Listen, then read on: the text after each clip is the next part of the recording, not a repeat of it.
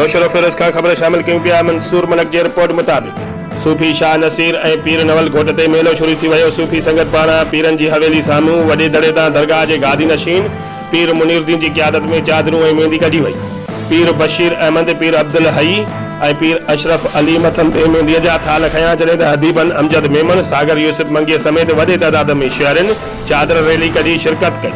मज़ारनि ते चादरूं चाढ़ण खां पोइ सूफ़ी राग जी महफ़िल थी, जंहिंमें मुख़्तलिफ़ रागुनि महफ़िल मचाए मेले में वॾी बाज़ार लॻाई वई, जंहिंमें मिठाइनि समेत मुख़्तलिफ़ क़िस्म जे खाधे जे शयुनि खां अलावा ॿारनि जे रांदीगनि जा दुकान, झूला, अवाम जे तफ़रीह लाइ मल्ल मुक़ाबला, मौत जो खूह ऐं घणो कुझु लॻायो वई। सूफ़ी शाह नसीर सादी पुरगने जे शहर नौशरो फिरोज 1223 हिजरीअ में सूफ़ी शाइर अब्दुल हई नक्शबंदीअ जे घर में जनम वरितो। अब्दुल हई नक्शबंदी झोको मीरापुर जे सूफ़ी शाइर ऐं तसव्वुफ़ जे प्रचारक फज़लुल्लाह जो दोस्त बणी। दरगाह जे गादी नशीन पीर मुनीरुद्दीन ॿुधायो त 2-3 सालनि जे कोरोना वारी वबा में जेको मेलो न लॻो हो, पर हिन साल मेले लॻण ते हज़ारे माण्हू जेकी अचनि पिया, उन सां दिलि बाग़बार थी वई आहे।